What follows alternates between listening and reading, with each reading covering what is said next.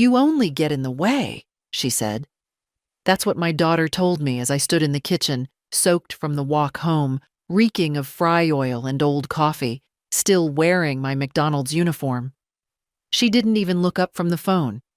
Just said it, like I was a misplaced chair or a stubborn stain on the linoleum. I didn't say a word. I had a paper bag with a sausage biscuit in my hand, leftover from the shift. I'd saved it thinking maybe it'd be a treat for little Caleb or June. They used to get excited when I brought home grandma food. Now it just sat in my hand, cooling, as the air around me turned heavy. "I'll be in my room," I said finally. But even that felt like I was begging permission. Nancy didn't answer.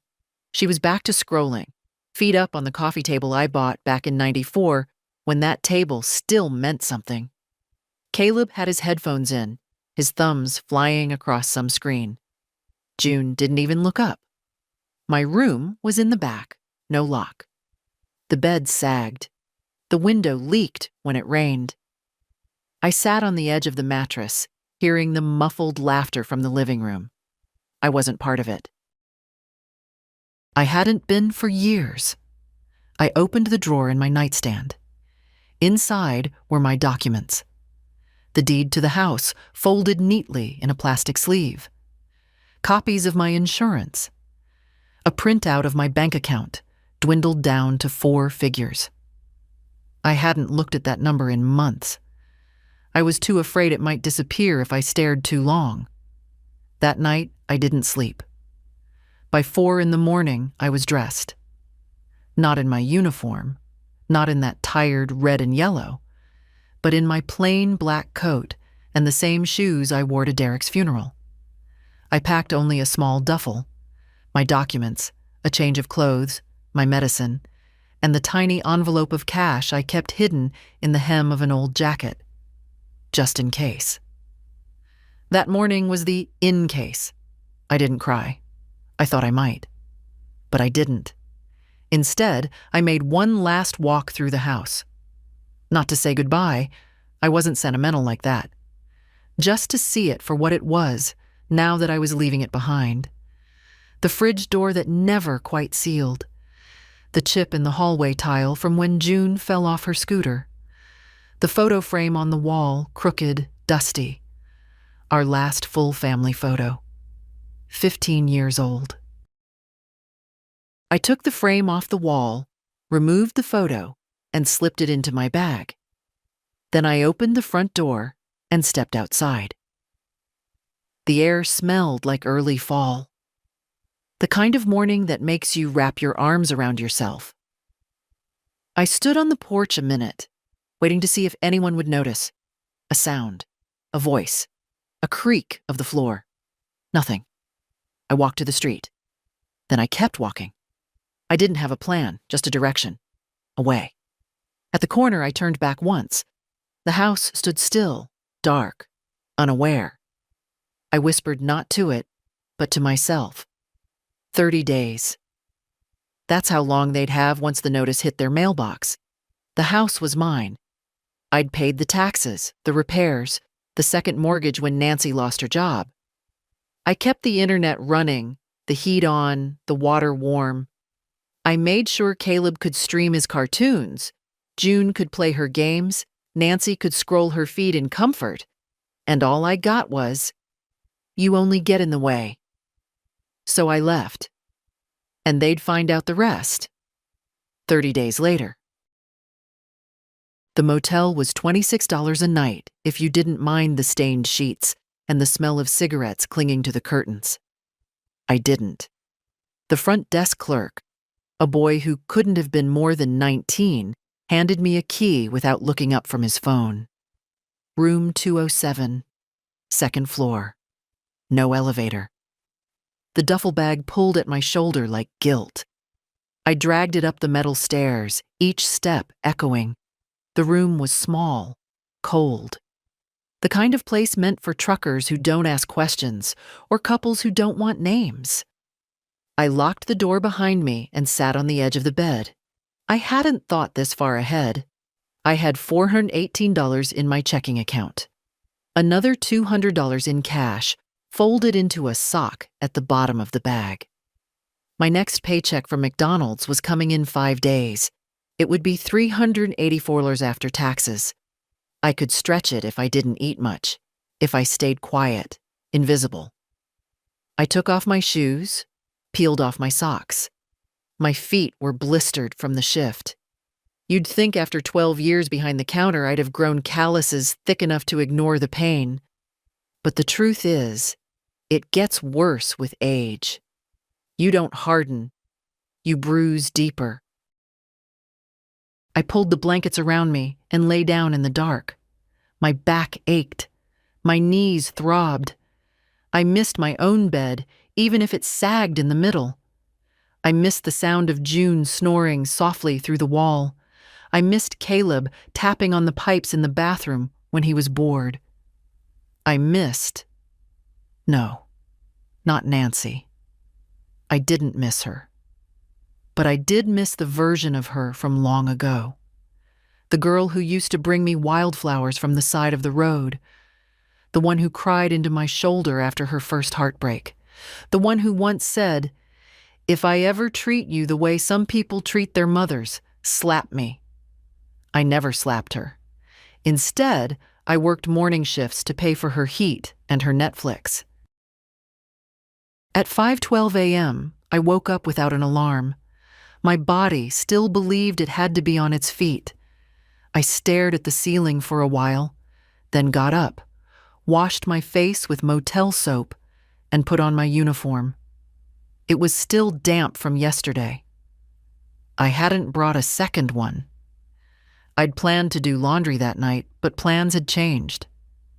I took the city bus to the McDonald's on Clarkson Avenue, where I'd been working since I was 56.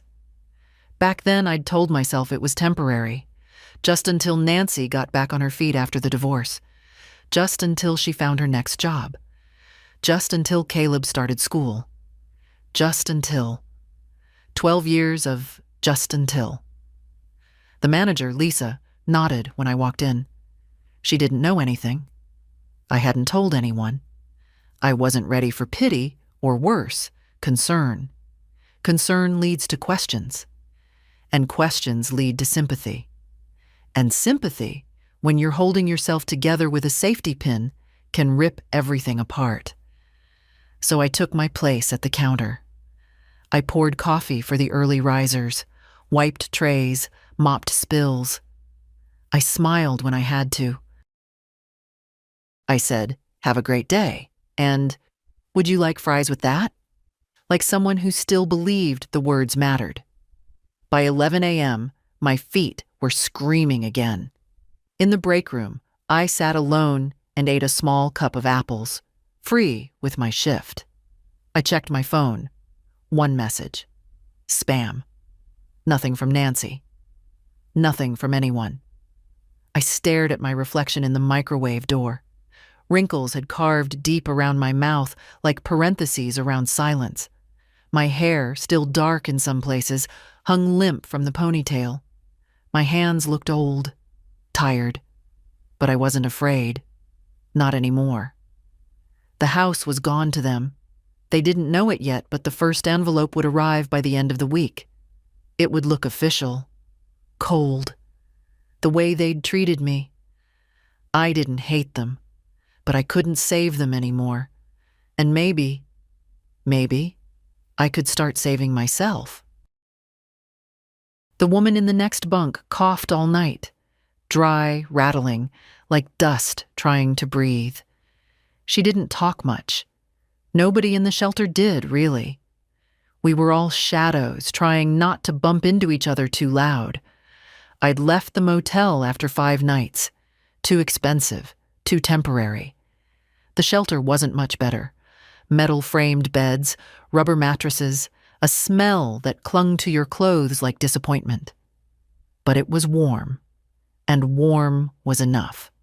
They gave you 3 nights, sometimes 5 if you kept quiet and didn't cause trouble. I was good at not causing trouble. Breakfast was toast and peanut butter. I took mine with black coffee from a plastic jug. I sat by the window even though there wasn't much to look at, just the side wall of another building, stained by years of rain. It had been 12 days since I left the house. I'd passed it once from across the street. I wore a scarf, kept my head down. The porch light was still on, even in the middle of the day. Nancy always forgot. I wondered if she'd noticed the first envelope yet. Probably not. She never opened mail unless it looked fun. Part of me expected her to call, yell, plead. Something. But the phone stayed silent. Maybe they still hadn't noticed. Or maybe they thought I was bluffing. I wasn't. I hadn't been bluffing the night I walked out, and I wasn't bluffing when I signed the forms with the notary on 11th Street. The house was in my name. I had every right. It was one of the few things I hadn't let go of over the years. I paid the taxes. I paid for the siding, the plumbing, the leaky roof. I paid for the smart TV Nancy watched her shows on. I even paid for the damn air fresheners in the hallway. And for what? So she could tell me I was in the way? That I should keep to myself when guests came over? That Caleb was too old to be tucked in by a grandmother who smelled like fries? The shelter closed at 9 a.m. for cleaning. We had to be out by then. I wrapped my coat tighter around me and stepped onto the street. The air had that sharp smell. Rain on metal. I started walking. Nowhere in particular. I just didn't want to sit still. Sometimes when you move, the hurt doesn't catch up right away. I ended up at the library. The warmth hit me like a hug. I hadn't been inside a library in years, not since June needed help with her state history project, and Nancy was too busy. The librarian gave me a polite nod. No questions. I found a quiet corner near the large print fiction and sat with a book I didn't read. Just held it in my lap like something sacred. An older woman sat 2 chairs over, working on a crossword. She had that look. Neat blouse, tired eyes, fingers that moved with practiced gentleness. She glanced at me once, then again. "You okay, hun?" she asked finally. The word caught me. Han. I couldn't remember the last time someone called me anything but Ma or Grandma. And lately, not even that. I nodded. "Just cold," I said. It wasn't a lie. She didn't press, just slid a wrapped peppermint across the table toward me. I took it, held it in my palm a moment before tucking it into my pocket. We didn't speak again, but when she left, she touched my shoulder softly, the way you do when words won't fit. That night, I couldn't get into the shelter. Too many people, not enough beds. They turned me away with a muttered apology. I stood on the sidewalk, unsure where to go. Then I remembered the bus depot downtown. They kept the lights on all night, had bathrooms, sometimes even vending machines. It wasn't safety, but it was shelter. I curled up on a bench with my coat over me and my duffel bag pressed against my chest. The bench was hard. The lights were too bright. But I slept.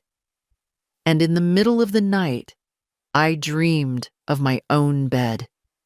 The one with the dent in the middle. The one I had left behind. When I woke up, a janitor was sweeping the floor. "Rough night?" he asked, not unkindly. I nodded, stood, stretched. He looked at me for a second, then handed me a paper cup of water. "You need anything?" he asked. It was the first time anyone had asked me that in weeks. I didn't know how to answer. Nancy hadn't always been like that. That's the part that stung the most. I remember her in 2nd grade, crying because another kid pushed me at the school's spring fair. She marched right up to him, hands balled into fists, and told him, "Don't touch my mama." She was all knees and ponytail, and I remember thinking, she's going to be fierce when she grows up. She was. Just not for me. The shift happened slowly, like rust. At first, it was small things. Her forgetting to say thank you when I paid her cell phone bill, brushing me off when I asked how her job hunt was going. Then came the bigger ones. Locking herself in her room for days, refusing to eat anything I cooked, telling the kids not to bother Grandma when she's acting weird. Acting weird. I was working double shifts to keep the water running. I was skipping lunch so they could have better groceries. The last time I bought anything new for myself was a pair of sneakers 3 years ago, and even that I got on sale.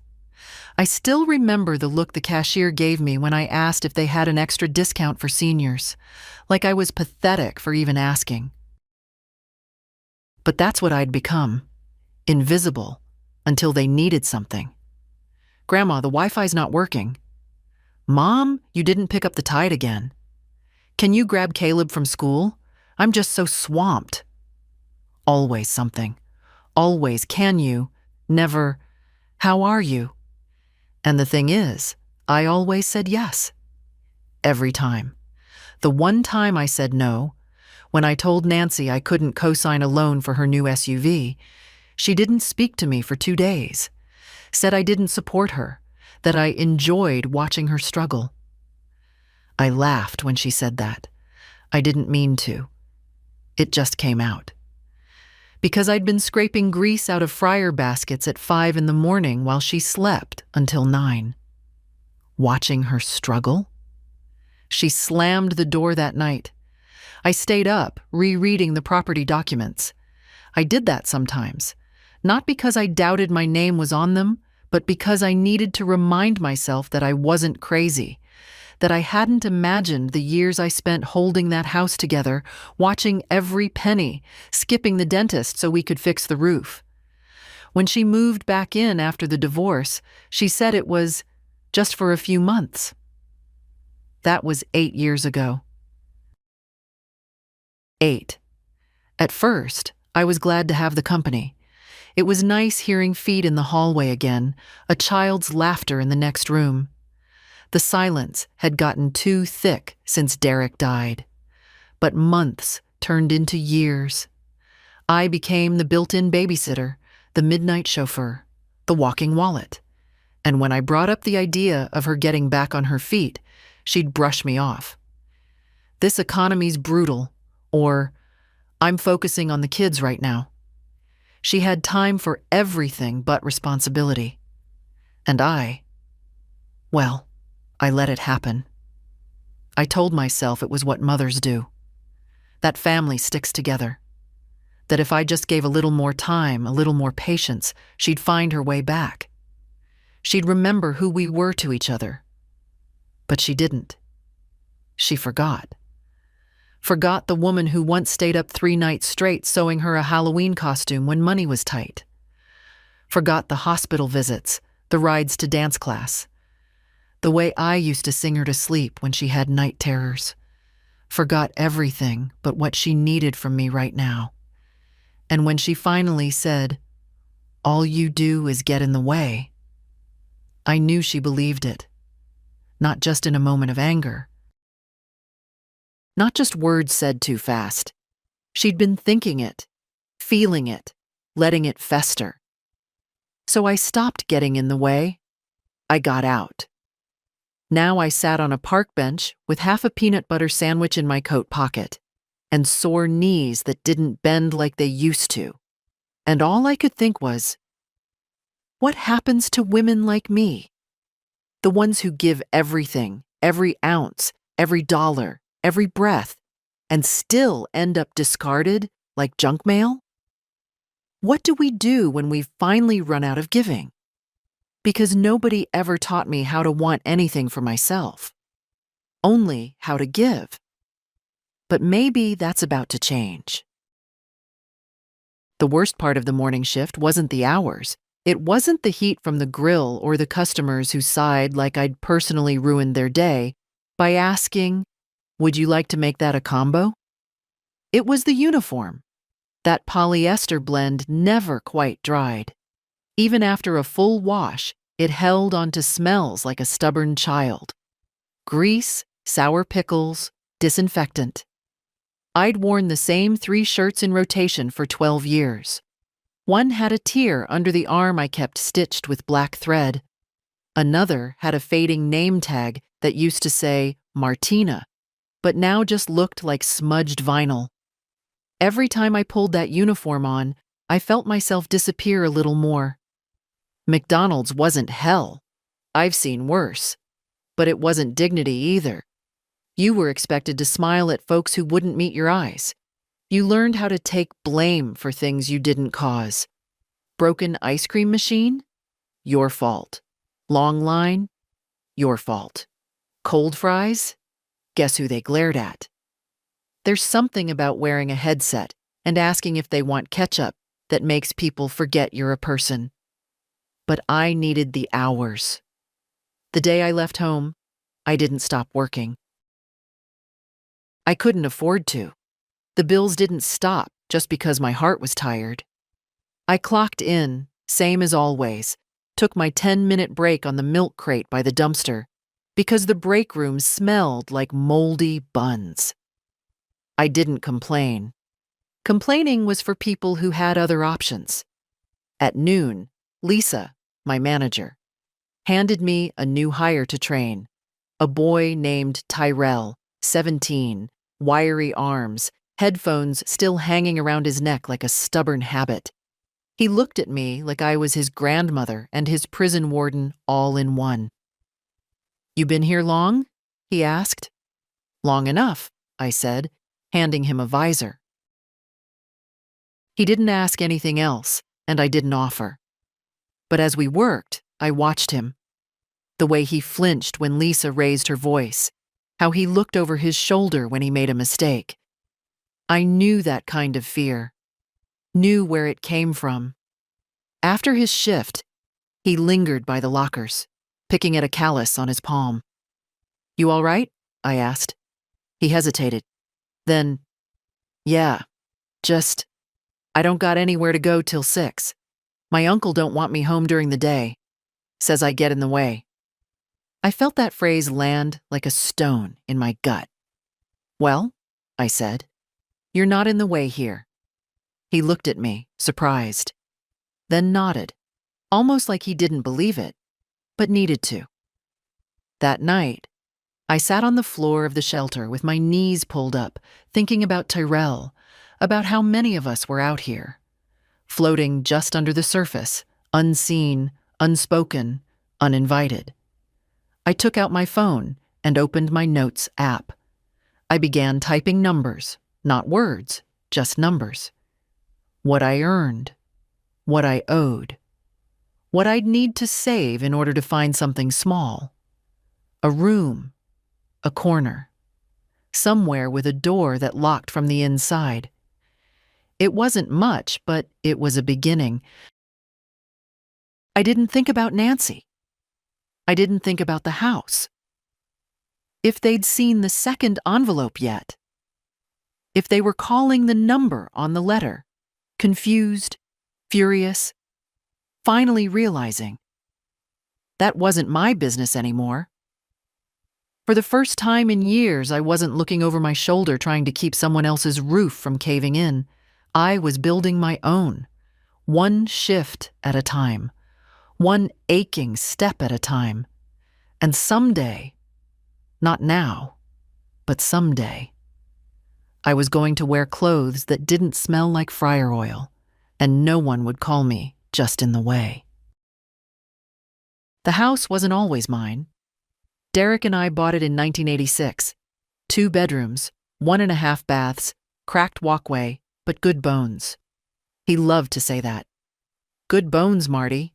He'd grin, his hand on the banister. "Just needs love." And we gave it love. Bit by bit. Nights after work scraping paint off window trim, weekends replacing the kitchen linoleum tile by tile. I remember standing on a stepladder, 7 months pregnant with Nancy, painting the nursery walls yellow because we didn't want to know the gender. He played old country songs on the radio while I cursed the edges. After he passed, sudden, heart gone in a snap. I didn't have the heart to leave.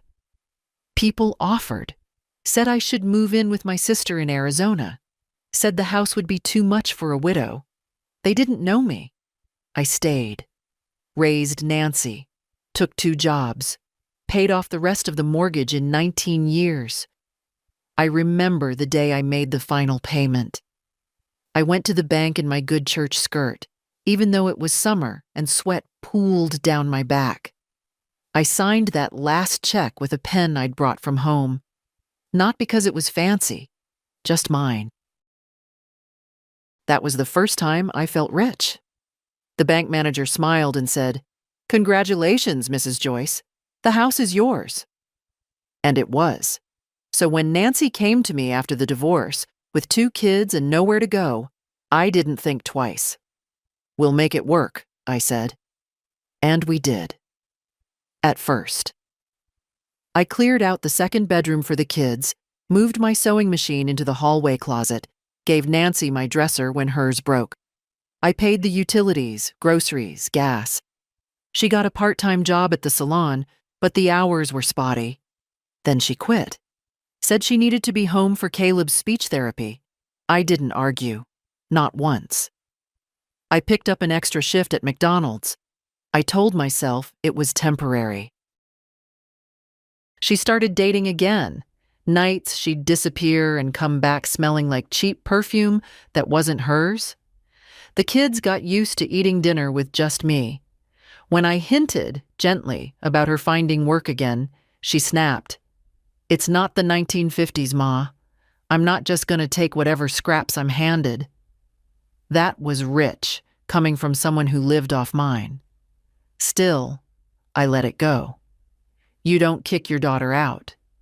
You don't leave your grandchildren in the wind.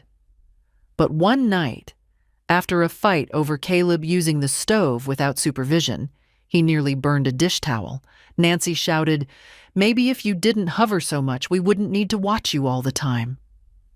I stood there, stunned. They had to watch me? I was working mornings on my feet at 68 while she slept in and I needed supervision? That night, I couldn't sleep. I sat at the kitchen table long after the lights were out. I pulled out the deed, unfolded the paper I kept in the metal tin above the fridge. My name. Just mine. Derek had put it in only my name years ago after his brother's widow lost her house to debt. "This way it's protected," he'd said. "They can't take what's yours." Funny. At the time I thought he meant banks, but now I knew he'd meant them, the ones who think they're owed. I didn't make the decision that night, but the seed had rooted. So when I finally left, I didn't do it in anger. I did it in clarity. I walked out knowing what was mine and what wasn't. The house was mine. Their entitlement wasn't. I didn't owe anyone the roof over their heads just because they'd grown used to ignoring the hands that held it up. And I sure as hell didn't owe them my silence anymore. Her name was Linda. Social worker. Mid-50s. Short brown curls, sensible shoes, clipboard held to her chest like armor. She found me outside the shelter on a Thursday morning. I was sitting on the curb with my duffel bag at my feet, sipping weak coffee from a vending machine cup and watching the world pass me like I'd fallen out of it. "You, Martina Joyce?" she asked, eyes kind but sharp. "Depends who's asking," I said, more reflex than wit. She smiled like she was used to it. "I work with the Community Housing Support Program. Got your name from the intake desk. Said you've been here a few nights." I nodded, slow. Didn't know they were giving out names. "They give out stories," she said, crouching beside me. "But I like to hear it from the source." I didn't know what to say to that. So I sipped my coffee and said nothing. She sat next to me anyway. I'm not here to fix your life, Miss Joyce, just to see if you want some options. Options, I repeated like the word was a foreign object. Yeah, she said gently. Maybe a women's housing co-op. Maybe something long-term if we can get the paperwork going. But first, I'd like to understand what brought you here. And just like that, I felt my throat tighten. I looked away, toward the cracked sidewalk, the gum stains, the cigarette butts flattened like old decisions. You don't have to tell me now, Linda said, rising, but when you're ready. We don't do charity. We do dignity. That's our policy. I scoffed, but it wasn't mean. Dignity, I said. That ship sailed a while ago. She gave me a card. Then let's get you another boat. That afternoon, I met her at the community center. I'd showered at the shelter and pulled my hair back, used a safety pin to keep my pant hem from dragging. I looked tired, but I didn't feel small.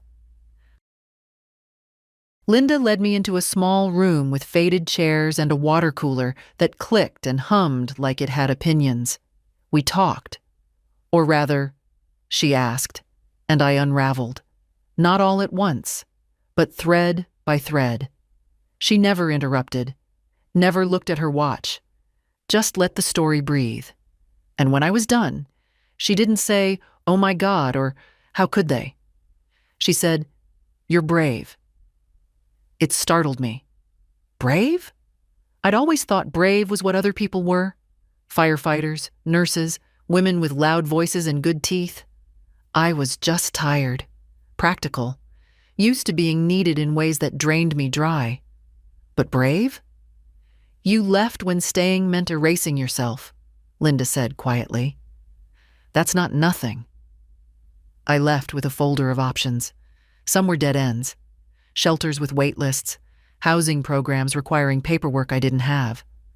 But one name caught my eye. A cooperative for senior women in transition, 2 bus lines away, shared kitchen, no stairs. Nothing fancy. But a room with a lock. A place I wouldn't have to leave by 9 a.m.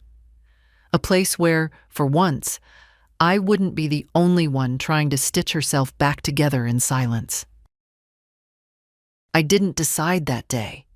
I needed time, needed to sit with the idea that someone saw me not as a failure or a burden, but as someone brave. Back at the shelter, a woman asked if she could have the top bunk. Her knees were worse than mine.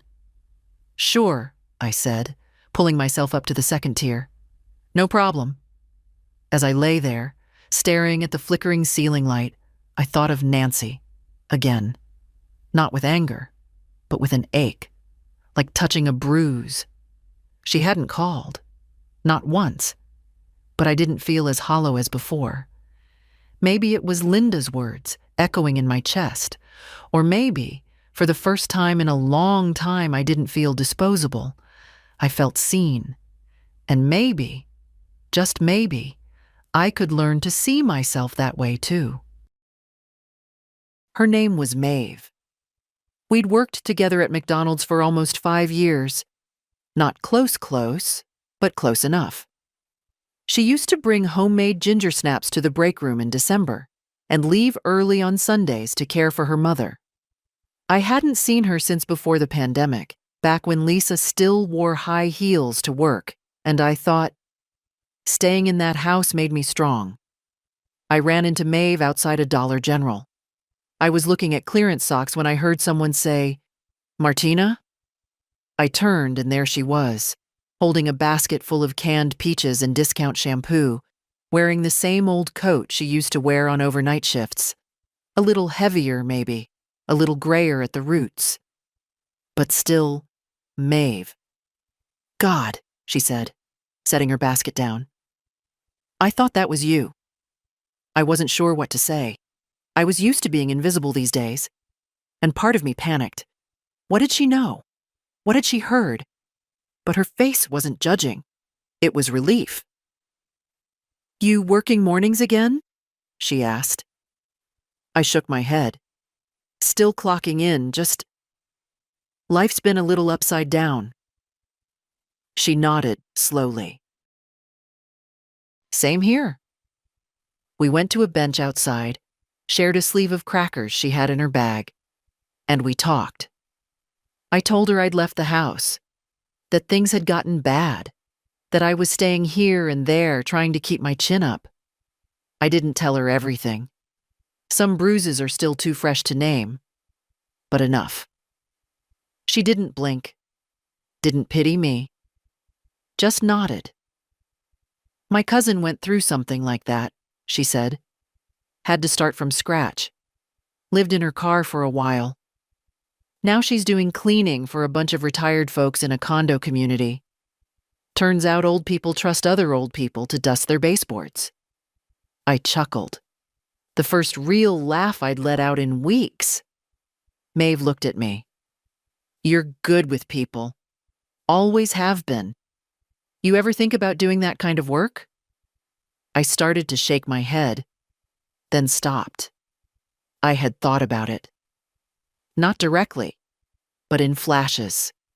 Wiping the counter at the shelter and thinking how I could do it better. Folding towels at the shelter's laundry shift and imagining how I'd organize a linen closet from scratch. I wouldn't know where to start, I said honestly. Maeve shrugged. Start with me. My aunt's got a bad hip and a house full of trinkets. She pays $50 just for someone to vacuum and listen to her talk about her cats. I was supposed to go Saturday, but I've got a dentist thing. Want to take my place? I blinked. Are you serious? Maeve grinned. Why not? You got 2 hands and patience. That's all she wants. That Saturday, I took the bus to a beige house on Maple Street. Her aunt, Ms. Lucille, was already waiting on the porch with a glass of lemonade and a list of things that weren't urgent but wouldn't clean themselves. I vacuumed the living room, scrubbed the bathroom sink, organized her kitchen drawers. She told me about her late husband, who collected baseball cards, and her sister, who stole a bunt pan in 1983 and never gave it back. When I was done, she pressed a crisp $50 bill into my hand and said, "You have nice energy, like you're holding something steady in the world." I didn't know what to say to that. So I just smiled. On the bus ride back, I stared out the window, holding the bill in my hand like it was a rare flower. It wasn't much, but it was mine. And maybe, just maybe, I didn't need to return to anything that hurt just because it was familiar. Maeve texted me that night. Lucille loved you. Want another one next week? My neighbor's looking. I replied, yes. Then I stared at the word for a long time. I'd spent so many years saying yes for everyone else. Yes to sacrifice. Yes to silence. Yes to being small. This was different. This was my yes. And it felt like the first stone in a path I hadn't dared believe I could walk. The third envelope must have landed in Nancy's mailbox by now. I pictured it sitting there between grocery store coupons and streaming service promotions. Crisp, white, government sealed. Unopened, probably. She never opened mail unless it had color or discount codes. But it didn't matter. The notice had gone through. 30 days from filing. 22 now by my count. The countdown was ticking whether she believed it or not. And I bought myself a coat. Not a fancy one. Not the wool kind rich women wear in catalogs with collars like capes. No, just a warm brown winter coat from a thrift shop near the church. Clean, lined, pockets deep enough for both hands. $10.89. It was the first thing I'd bought for myself that wasn't food or medicine in over a decade. I walked out of the shop feeling like I'd stolen something. Not from them, from time. From a version of myself that never thought she deserved anything new. I stopped at the corner cafe and got a coffee too. The girl behind the counter called me ma'am and smiled like she meant it. I sat by the window and stirred my cream in silence, watching people pass by like I wasn't ashamed anymore. I had $40 left from the cleaning jobs I'd picked up through Maeve's friends. 3 houses in 5 days. Turns out, people trust a woman who moves slowly, who listens when they talk about dead husbands and adult children who don't call. One woman, Irene, pressed an extra 20 into my hand and whispered, "You remind me of my sister. She used to take care of everyone, forgot to take care of herself." I didn't say anything back, but the words stuck. Maybe that's what we do. Women like us. We pour ourselves out until we're hollow, and by the time we realize we're empty, everyone's too used to the silence to ask if we're all right. I walked past a mirror in a shop window and caught my reflection. Coat zipped, hair combed, spine straighter than it used to be. I looked fine. Not happy. Not healed. But not broken either. That night, I didn't go back to the shelter. I used $22 to rent a room in a boarding house Maeve told me about. Shared bathroom, no kitchen, but clean sheets and a working lock, a door that shut from the inside and didn't need excuses. I sat on the narrow twin bed and looked at the ceiling fan above, dusty but spinning. I was warm. Not comfortable, not yet, but warm. I didn't cry. That surprised me. I thought I would. But instead, I found myself staring at the paper bag from the thrift store, still holding the receipt from the coat. My name wasn't on it. No one would ever know. And yet, it felt like proof. Proof that I existed, outside of their needs, outside of their expectations. The phone rang. Blocked number. I didn't answer. I turned it off and placed it face down on the nightstand. If they needed me, really needed me, they could find a way to say so with more than a call. I didn't trust a voice anymore unless it came with action. The clock ticked past 9. And for the first time in years, I slept through the night without waking to make someone's lunch, pick up a prescription, or clean a mess I didn't make. And in the morning, when I opened the window and felt the crisp air rush in, I remembered something strange and almost silly. I could buy myself flowers, not expensive ones, not even fresh. Just enough to remind me that I was here. Still here. Still standing. And they? They had the house, but not the warmth. Not anymore. Nancy called the next day, then again, then 5 times more before noon. I didn't pick up. The 10th time, I let it ring just to hear the sound. That desperate, pleading chime I used to jump for. Back when I thought being needed was the same as being loved. I waited for her to leave a voicemail. She didn't. Instead, a text came through around 3 in the afternoon. "Mom, we got some kind of notice. What's going on? Please call me. Please." That word sitting there all small and panicked, like it had never been used before. It should have felt good. Should have felt like justice, like maybe she finally understood. But all I felt was tired. So I turned off the phone again. That evening, I went to clean Irene's apartment for the 2nd time. She met me at the door with her cat in her arms and a fresh tin of oatmeal cookies on the table. The place already sparkled, but she said it wasn't about the cleaning.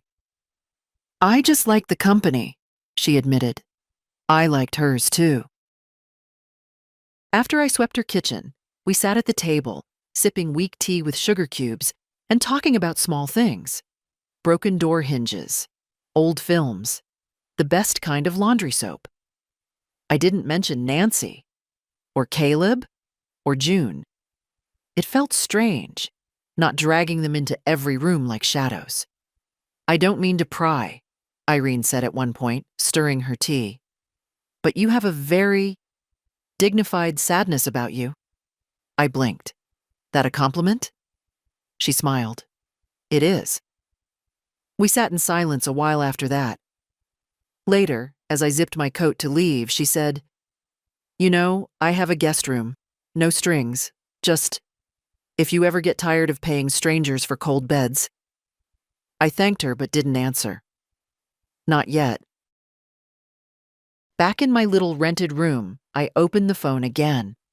More missed calls. A message from Caleb's school about unpaid lunch fees. Another from Nancy. "Did you leave us? Like actually leave? What are we supposed to do?" I stared at those words for a long time. No, I'm sorry. No, I didn't know. Just panic and blame. Still expecting me to fix the fire after they poured gasoline. I didn't respond. Instead, I boiled water in my little electric kettle and poured myself a mug. Sat by the window and watched headlights skim the street below.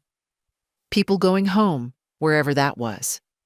For so long, I thought home was a place you paid for, worked for, cooked in and bled in and prayed over. A structure built with muscle and memory. But maybe home was wherever you didn't have to apologize for breathing. I thought of June, of her tiny feet tapping down the hallway in pajamas, of Caleb building blanket forts and begging me to crawl inside. They were so soft once, so full of light. And Nancy, she wasn't born cruel. She was born afraid, I think. And the years hardened that fear until it looked like resentment. But fear doesn't give you the right to use someone's spine as scaffolding. I folded the phone shut and placed it gently on the windowsill. Let it buzz there like a bee trapped under glass. They had the notice now. Knew what it meant. Knew they'd have to figure out utilities, rent, insurance. The things I'd shielded them from for over a decade. The parts of life they pretended were automatic. They'd probably scramble. Maybe curse me. Maybe even try to fight it. But I had the papers, the signatures, the proof. And I wasn't scared anymore. Let them learn what I already had, that nothing is guaranteed. Not the roof above you, not the people around you. Not even your own reflection if you stop recognizing it long enough. Let them learn what it means to start over, just like I did. The envelope from Caleb came 3 days later. No return address. Just my name in a careful hand, uneven, like he'd written it twice before on scrap paper and picked the best one. The kind of envelope you open slowly, not because you're worried, but because you want to savor the fact that someone still writes to you. Inside was a lined sheet of notebook paper, the edges frayed, corners bent. "Grandma," it began, "I don't know if you'll read this. Mom's mad. She says you ran away. June cried yesterday. We don't know what's happening." My throat tightened. I sat on the edge of the bed, holding the paper like it might disappear. Mom keeps yelling about the house, about letters. She says you tricked her, but I don't think that's true. You were always the one who took care of things. You fixed the sink. You bought my school shoes. You made oatmeal when I was sick, even though I said I hated oatmeal. I laughed. A short, breathy sound that ended in something closer to a sob. He had hated oatmeal. I used to add cinnamon to trick him. "I miss you," he wrote, "and I think Mom is scared but doesn't want to say it." I heard her on the phone with Aunt Lisa. She said we might have to move in with her if we can't find another place. I pictured Nancy in her kitchen, pacing in socks, snapping at invisible things while the kids tiptoed around her. "I just want to know if you're okay, if you left because of us. I didn't mean to be mean that day. I was just tired and mad, and I know I said something rude. I don't even remember what. But I didn't mean it, Grandma. I really didn't." He remembered. Even if he said he didn't. Mom says we can't afford Christmas this year, but I don't care. I just want things to be like before everything got weird. If you write back, send it to my friend Benny's house. He said it's okay. I told him you were the best grandma ever. Please write back. It wasn't signed with love. Just from Caleb. I folded the letter carefully and pressed it between the pages of a book I kept beside the bed. Not because I wasn't going to answer, but because I needed to breathe first. To sit with the words. He was just a boy, 12. Trying to grow up in a house that had leaned too long on someone else's backbone. He didn't deserve the chaos, but he had felt the weight of it. That much was clear. That evening, I walked to the small grocery store down the street. Bought a pack of envelopes. The woman at the register smiled as she rang them up. "You send letters?" she asked. I nodded. "Sometimes." Back in my room, I took out a pen. The first words came slow, but they came. "Dear Caleb, you didn't make me leave. None of this is your fault. Sometimes grown-ups break things they don't know how to fix, and instead of saying sorry, they pretend it didn't happen. That's not your job to carry." I kept it short, kind, no blame. I told him I was okay, that I was staying somewhere warm, that I still made oatmeal with cinnamon sometimes, and still thought about him in June when I saw jelly beans in a jar. I didn't talk about the house. He didn't need that burden. Before I sealed the envelope, I tucked a photo inside. An old one from a drawer in the shelter, the last time we carved pumpkins on the porch. Him holding a lopsided face, proud as if he'd invented Halloween. Then I walked to the mailbox at the corner, slipped it in, stood there a moment. The night was quiet, the wind sharp, but I felt something new rise inside me. Not forgiveness. That takes time, but hope. The kind you forget you still deserve. The law office was on the third floor of an old brick building, tucked between a bakery and a shuttered bookstore. No gold lettering on the glass, no fancy receptionist. Just a bell on the door and a waiting room with mismatched chairs that had probably seen better cases. I sat with the folder on my lap. A folder I'd carried for years, its corners soft from use, the edges frayed like memory. Inside, the deed, the letters I'd signed, my bank statements, the notice of ownership change, everything in order, everything mine. The lawyer, Mr. Benjamin Carver, looked younger than I expected. 40, maybe, polished, but with soft hands. The kind of man who says ma'am like he means it and doesn't flinch when you speak your truth slowly. "Mrs. Joyce," he said, after glancing through the documents, "you've handled this well. Clean paperwork, strong signatures. There's no loophole here." "I wasn't worried about loopholes," I said. "I was worried about them showing up with demands." He nodded. "Your daughter?" "Yes." He leaned back, fingers steepled. "She doesn't have a legal leg to stand on. The house is yours, has always been. What you've done, reasserting possession, filing the 30-day notice, is well within your rights, especially considering you were the sole financial contributor." I exhaled. I didn't know I'd been holding my breath. "I want to do something else," I said, sliding another paper across the desk. "Set up a transfer of authority, a trust, something that protects what little I have." He looked at the name I'd written at the top. "Caleb Joyce?" I nodded. "He's young, yes, but not like the rest of them. He still has something soft in him." Carver studied me a moment. "You're sure?" "I'm not leaving it all to him. Just setting up the bones, something I can control now and shape as I go. I've got a few hundred saved again. A few new things in my life that I want to protect.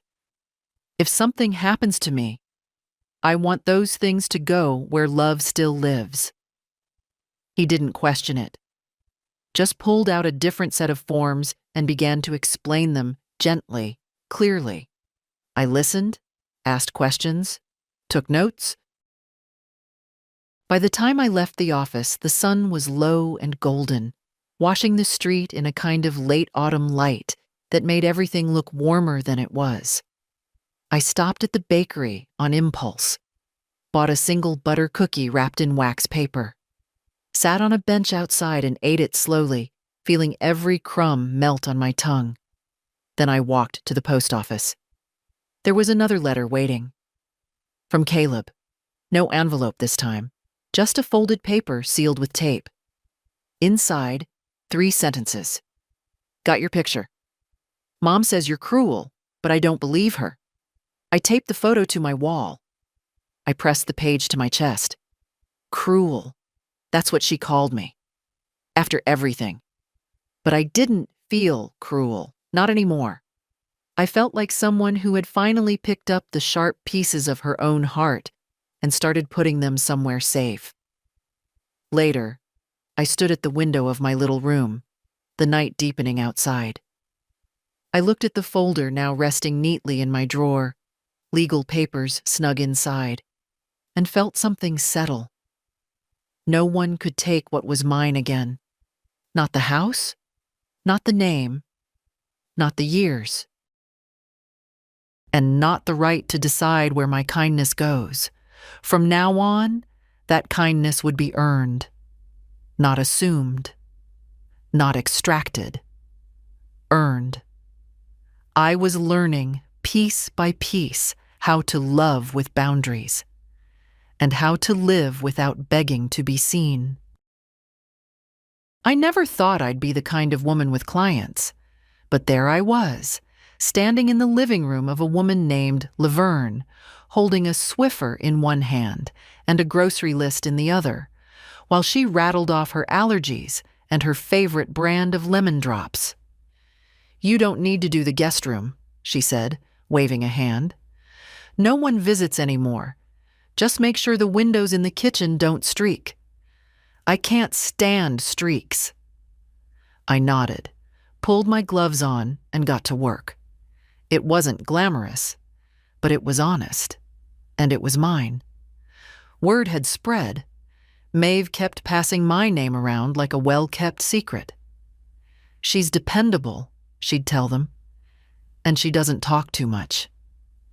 That seemed to be what most people wanted, someone who'd come in, move gently, notice the details, and leave a space better than it was.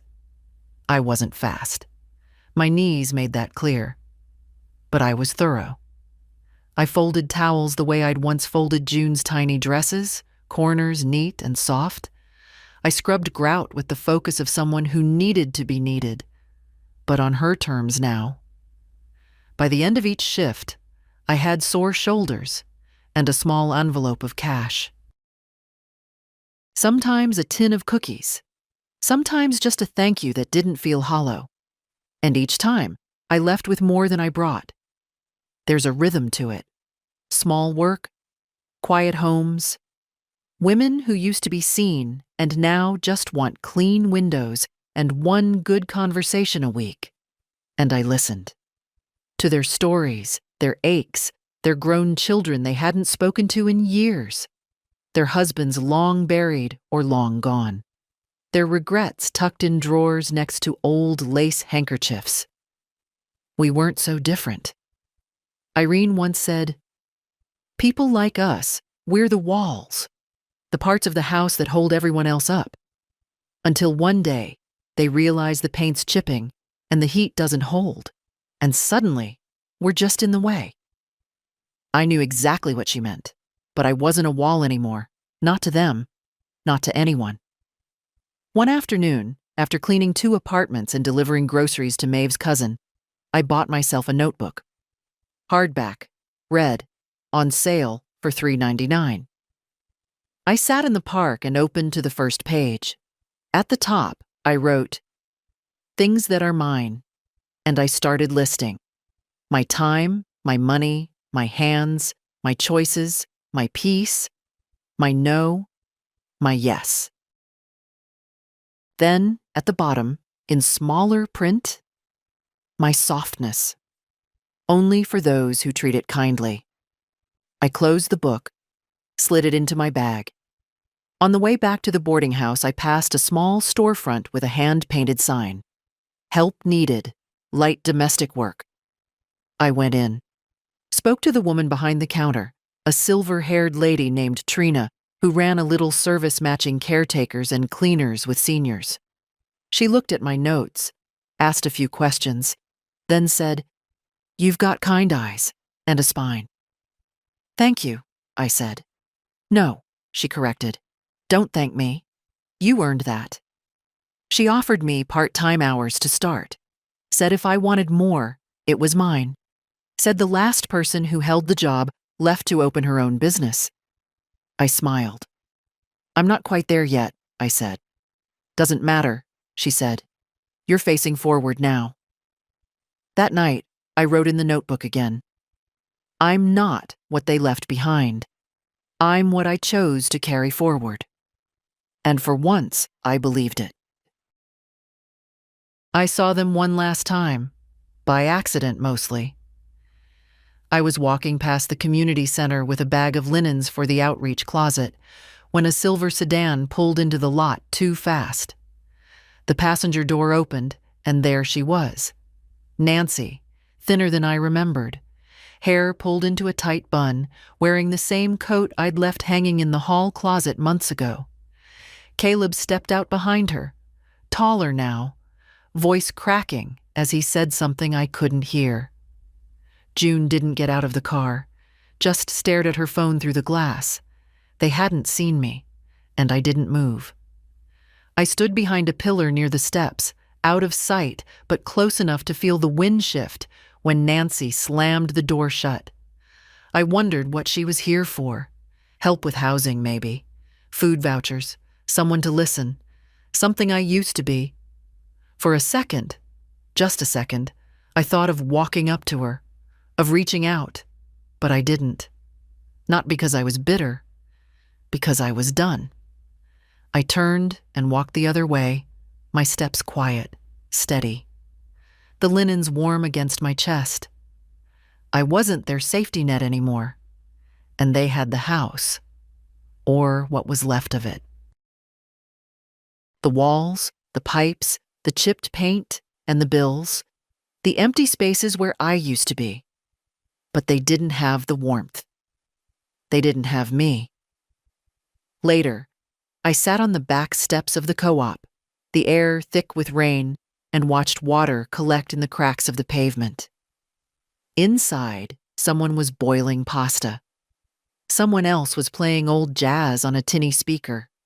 And upstairs, in my room, was a new set of curtains I'd bought from a thrift store with tiny blue flowers stitched into the hem. Mine, all of it. The peace, the stillness, the earned quiet. It wasn't loud, it wasn't dramatic, but it was real. That's the thing people don't understand about leaving. It's not always about anger or revenge. Sometimes, it's just about no longer agreeing to disappear. It's about waking up and realizing you're not a ghost yet. So here I am, still standing. Still folding towels for women who remember what it meant to be forgotten. Still writing lists in my red notebook. Still saying no and yes and not anymore in the right places. Still here. And if you're reading this, if you've ever been the hands that held up a house, the voice that kept the peace, the silence that filled every corner, don't wait until they erase you to find your outline. Draw it now. Keep it bold. And don't be afraid to walk away holding only what's yours.